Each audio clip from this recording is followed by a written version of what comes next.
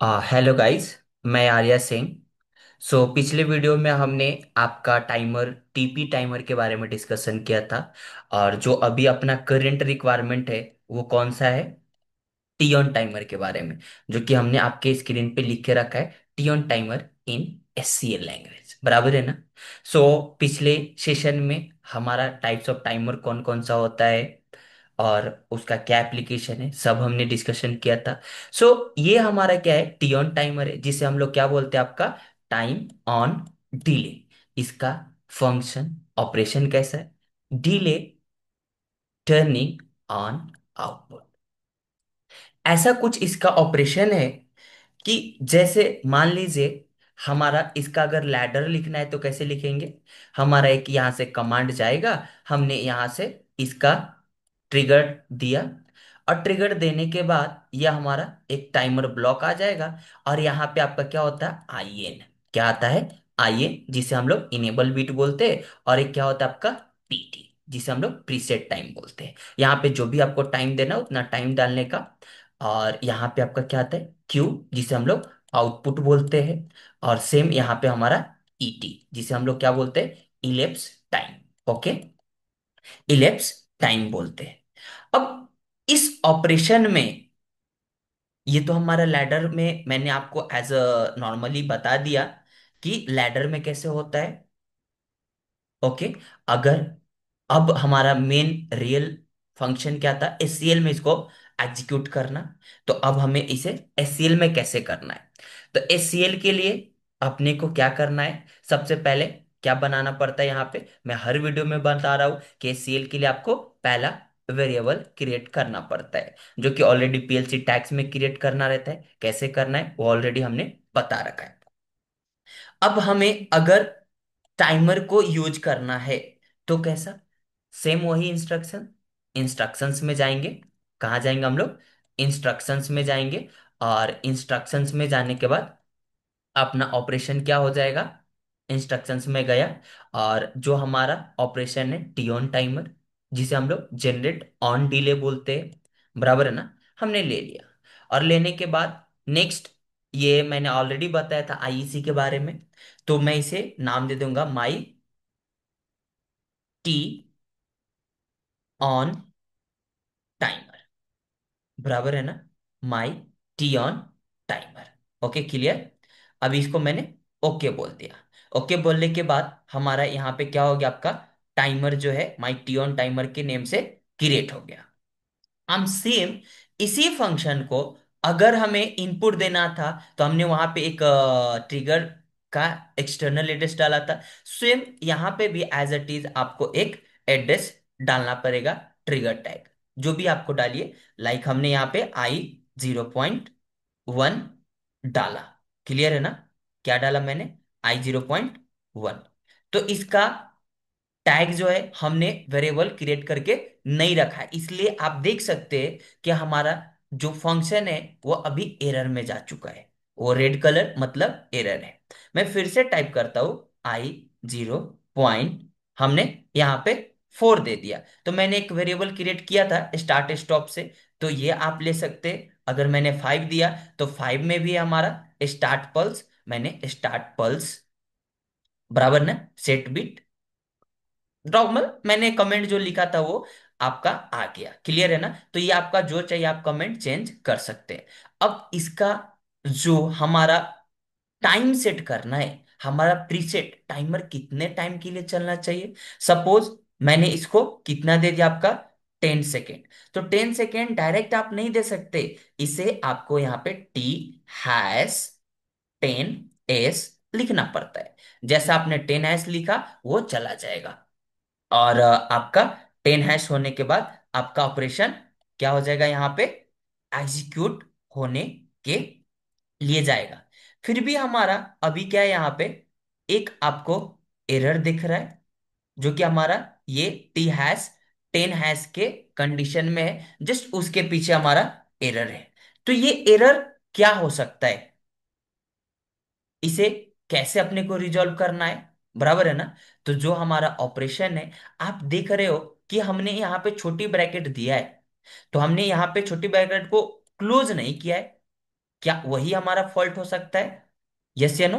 तो उसके लिए हम लोग क्या करेंगे यहाँ पे, मैं आपके सामने छोटी ब्रैकेट मैंने दिया, तो जैसे मैंने छोटी ब्रैकेट दिया, ये हमारा फंक्शन जो था वो, उसका कंडीशन ट्रू हो गया, इसके वजह से वो एरर चला गया। हमारा ये टाइमर को ट्रिगर बिट चला गया, उसके बाद कितने टाइम के लिए चलना है वो भी चला गया। अब हमें यहाँ पे उस टाइम के बाद हमारा आउटपुट भी आना चाहिए, तो उसके लिए हमने एक यहाँ पे जो भी था हमारा मोटर हमने यूज कर लिया, या हमारा मोटर लैम्प या जो भी था हम उसके यूज कर लेंगे, बराबर है ना। अब हमें इस वैल्यू को, वेरिएबल को वैल्यू में कन्वर्ट करना है, उसके लिए कॉलन इक्वल टू क्या चाहिए अपने को, जो हमारा टाइमर है, माई टाइमर, टी ऑन टाइमर। उसके बाद हमें जैसे आउटपुट कंप्लीट हो, मतलब क्यू, बराबर है ना, टाइमर का क्यू, तो हमारा ये फायर होना चाहिए। ठीक है, तो ये हमारा अभी क्या हो चुका है, टी ऑन टाइमर रेडी हो चुका है। अब रेडी होने के बाद अपने को ऑलरेडी कॉलिंग करना है, मैंने ऑलरेडी कॉल करके रखा है। अब इसे क्या करना है, बस अपने को डाउनलोड करना है और रन करना है। और इसे हम लोग इसके एग्जीक्यूशन को, कोड्स को कैसे एग्जीक्यूट होगा, हम अभी just with in a second देखेंगे। तो इसके लिए मैं जा चुका हूँ और डाउनलोड कर चुका हूँ मैं, और ऑनलाइन भी जाएंगे हम लोग। ऑनलाइन जाने के बाद हमारा सिस्टम ऑनलाइन जा चुका है। ऑनलाइन जाने का जो कलर कोड है आपको पता है, ग्रीन एंड ऑरेंज। मैं अभी ऑनलाइन में भी हूँ। और ऑनलाइन जाने के बाद क्या ये कैसे हमें दिखेगा, तो इसके लिए इसका जो हमारा टाइमर इंस्ट्रक्शंस का डीबी है, उस डीबी को हम ओपन करेंगे। और ओपन करने के बाद इसका जो हमारा क्या है, रियल टाइम प्रोग्राम, उसे हम लोग स्टडी करेंगे, बराबर है ना। देखिए, तो इसको भी मैंने चश्मांकन पे ले लिया। और ये चश्मांकन पे लेने के बाद हमारा इसका प्रोसेस क्या हो जाएगा, ऑपरेशन में आएगा। क्लियर है ना? क्या आएगा हमारा ऑपरेशन में, तो वो आपको दिखना चाहिए एग्जीक्यूट होते हुए। तो अभी मैं फिर से इसको अपने ले लिया मैंने चश्मा अंकल पे, जो कि दिख रहा होगा आपका यहाँ पे ऑपरेशन होते हुए। अभी मैं जब प्रेस करूंगा तो आपका ऑपरेशन होगा। ठीक है, मैं क्या करता हूं, मेरा जो स्टार्ट कमांड है वो क्या है, मुझे, मैं भूल गया क्या है मेरा एड्रेस। तो यहाँ पे जब जाके हम लोग क्लिक करते हैं, तो जैसे क्लिक करने के बाद यहाँ पे आपका एक छोटा सा पॉपअप आता है। और उस पॉपअप पे जैसे आप कर्सर लेके जाएंगे, वो आपका जो एड्रेस है उसे वो दिखाता है। अभी आ नहीं रहा है, वो क्लिक करने पे ऑब्वियसली आता है। तो कभी आपका, अभी मैं भी ऑनलाइन हूँ, इस कंडीशन में वो नहीं आ रहा है। तो अभी मैं ऑफलाइन में भी जाके आपको दिखाऊंगा। तो अभी मैं क्या करता हूँ, प्रेस करता हूँ। जब मैंने प्रेस किया, तो आप देखिए यहाँ पे हमारा क्या होगा, ऑपरेशन ट्रू होना चाहिए, तो ये ट्रू हुआ। और हमारा टाइमर चल रहा है, लेकिन इसका आउटपुट अभी भी हमारा क्या है, फॉल्स है। जैसे हमारा ये 10 सेकेंड कंप्लीट होगा, वैसे इसका आउटपुट भी ट्रू हो जाएगा। इन बिट भी ट्रू है और आउटपुट भी ट्रू है। इसका प्रीसेट टाइम भी आपका 10 सेकेंड हो चुका है, और इसका इलिप्स टाइम भी 10 सेकेंड है। यहाँ पे आपको ये भी दिख रहा है। अभी मैंने छोड़ दिया, तो हमारा बस प्रीसेट जो था, हमने 10 सेकेंड सेट किया था, वो हमारा क्या है, यहाँ पे 10 सेकेंड अवेलेबल है। बट हमारा जो इसका ट्रिगर बिट था वो फॉल्स है, आउटपुट बिट वो फॉल्स है। मैं 1 सेकेंड फिर से ट्रिगर देता हूं, आपको ध्यान देना है। मैंने ट्रिगर दिया, तो हमारा ellipse time, current run time चलना स्टार्ट है, हमारा ट्रिगर बीट भी ऑन है, बट आउटपुट फायर नहीं है। यहां पे जो हमारा क्यू है, इसका आउटपुट कब फायर हुआ, आफ्टर 10 सेकेंड।